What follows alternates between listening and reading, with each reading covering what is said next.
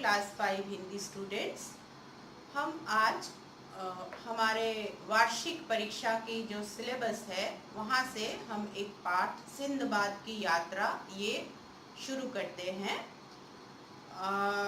Sinbad की यात्रा। Sinbad एक ऐसा पात्र है। ये कहानी अरब देश की मशहूर कहानी की किताब अरेबियन नाइट्स में से लिया गया है। इस किताब में करीबन 1001 कहानियां हैं, जिन जैसे कि अली बाबा 40 चोर की कहानी, ये सिंदबाद की कहानी। सिंदबाद एक नाविक हुआ करता था, यानी कि सेलर, जो समुद्री यात्रा में जाता था और कई बार इसे बहुत सारे असुविधाओं का सामना करना पड़ा, कठिनाइयों का सामना करना पड़ा, लेकिन सिंदबाद कभी भी हिम्मत नहीं हारा। जितनी बार भी उसे कठिनाइयों का सामना करना पड़ा, वो हिम्मत से कठिनाइयों का सामना किया और उन कठिनाइयों से बाहर निकल कर आया। तो वहीं से सिंदबाद ने करीबन 7 बार समुद्री यात्रा की थी और 7 बार में उसे कई सारी उसकी जो अभिज्ञता है, उसने बहुत कुछ देखा, बहुत सारे देशों का पर्यटन किया। उसी में से एक कहानी यहाँ आपके किताब में दी हुई है। बगदाद शहर में सिंदबाद नाम का एक व्यक्ति रहता था। सिंदबाद कहाँ रहता था? अरब देश में बगदाद नाम का एक शहर है। अरब देश पहले बहुत दूर दूर तक फैला हुआ था। आजकल बगदाद शहर जो है वो इराक नाम का देश है, उसकी राजधानी है बगदाद। तो सिंदबाद इसी बगदाद शहर में रहता था। उसके पास अपार धन संपत्ति थी, क्योंकि वो एक व्यापारी था, इसलिए उसके पास बहुत सारा धन संपत्ति था। उसने अनेक समुद्री यात्राएं की थी। यात्रा के दौरान उसे अनेक कठिनाइयों का भी सामना करना पड़ता था, लेकिन वह उनका सामना बहुत ही हिम्मत से करता था। उसके जीवन में यात्रा के दौरान घटित एक घटना इस प्रकार है। तो मैंने जैसे बोला कि सिंदबाद जो समुद्री यात्रा करता था, उसे बहुत बार बहुत सारी कठिनाइयों का सामना करना पड़ा, लेकिन उसने कभी भी हिम्मत नहीं हारी और वो हमेशा कठिनाइयों को दूर करके सफल होकर निकला। तो ऐसी ही एक घटना के बारे में यहाँ बोला गया है।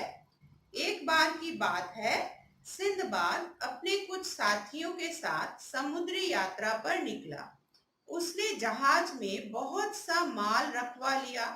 मार्ग में पड़ने वाले बंदरगाहों पर माल बेचते बेचते वे एक टापू पर जा पहुंचे। तो ये मैंने जैसे बोला कि एक व्यापारी था और ये अपने समुद्री यात्रा में वो अपने व्यापार के सामान लेकर के जाता था और जहां भी जाता था, जिस बंदरगाह, मतलब पोर्ट या हार्बर जिसको कहते हैं इंग्लिश में, वहां पे वो रुकते, अपने साथियों के साथ रुकता था, जहाज को रोकता था और वहां पे अपने सामानों का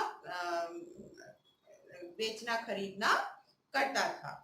तो ऐसे ही करते करते इस बार भी वो लोग निकले थे और एक टापू पर जाकर के, टापू यानी कि एक समुंदर के भीतर एक आइलैंड होता है, द्वीप जैसा होता है, तो वहां पे जाकर पहुंचे। वहां पर उन्होंने अपने जहाजों के लंगर डाल दिए। लंगर डालना मतलब एंकर, मतलब पानी में, वरना तो जहाज तो बह जाएगा ना, वो चलते ही जाएगा लहरों के धक्के से। इसीलिए उसको, जहाज को क्या करते हैं, एक लंबी सी चेन के साथ एक हुक जैसा रहता है, उसको नीचे पानी में उतार देते हैं, जो समुंदर के भीतर जो जमीन है वहां पे जाके अटक जाती है और जहाज को एक जगह पे रोक के रखती है। तो वहां उन्होंने अपने जहाजों के उस टापू के पास जाकर जहाजों के अपने लंगर डाल दिए, मतलब उसको एंकर कर दिया।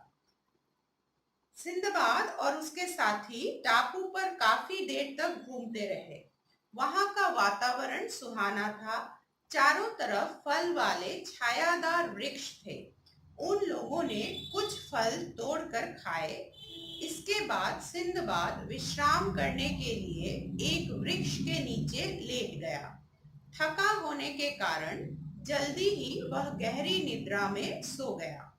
तो जब टापू के पास पहुंचे तो सिंदबाद और उसके साथी टापू पर उतर के, उस द्वीप पर उतर के उसको चारों तरफ घूमने फिरने लगे, देखने लगे कि क्या है।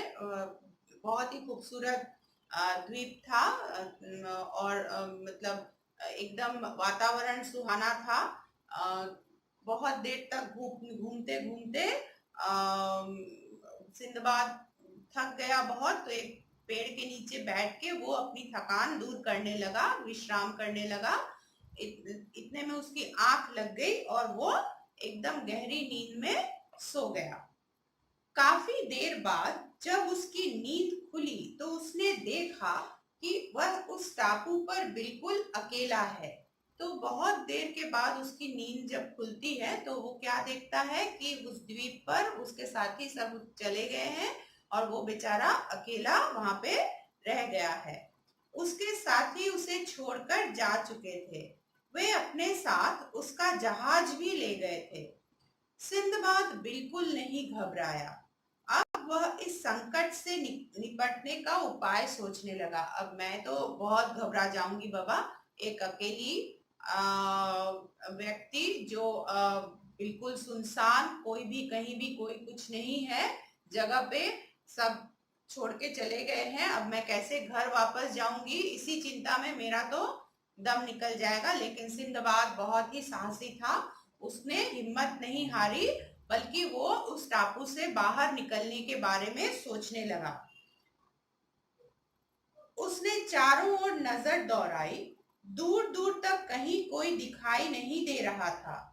उसने एक पेड़ पर चढ़कर इधर उधर देखा। कुछ दूरी पर उसे एक सफेद रंग की गुंबद जैसी चीज दिखाई पड़ी। वह पेड़ से उतरकर उस सफेद गुंबद के पास जा पहुंचा। उसने उसे छूकर देखा, वो बहुत चिकना था। उसने उसके अंदर घुसने के लिए रास्ता ढूंढा, लेकिन उसे कोई दरवाजा नहीं मिला। उस गुंबद का आधा हिस्सा रेत में दबा हुआ था। उसने उस पर चढ़ने की कोशिश की, लेकिन चिकना होने के कारण चढ़ नहीं सका। तो वो इधर उधर देखने लगा, ढूंढने लगा क्या किया जाए। फिर एक वो लंबी सी पेड़ पर चढ़ गया और पेड़ के ऊपर चढ़ के वो चारों तरफ देखने लगा। जब वो चारों तरफ नजर दौड़ाता है तो वो क्या देखता है कि थोड़ी ही दूर पर एक बहुत बड़ा सफेद रंग का गुंबद जैसा कुछ, गुंबद मतलब गोल कुछ वहां पे था। तो वो उसी पेड़ से नीचे उतर के वो उसी दिशा में चला जाता है और गुंबद जैसी उस आकृति के पास जाकर के वो उसे सोचता है कि कैसा घर है। अंदर जाने की कोशिश करता है, छूकर देखता है, बहुत ही चिकना अर्थात प्लेन और स्मूथ है और अंदर जाने का कोई उपाय नहीं है, कोई दरवाजा वगैरह कुछ नहीं दिखता है उसको। तो वो उस पर चढ़ने की भी कोशिश करता है, लेकिन वो चढ़ नहीं पाता है क्योंकि इतना चिकना है कि जितनी बार भी वो चढ़ने की कोशिश करता है वो फिसल के गिर जाता है।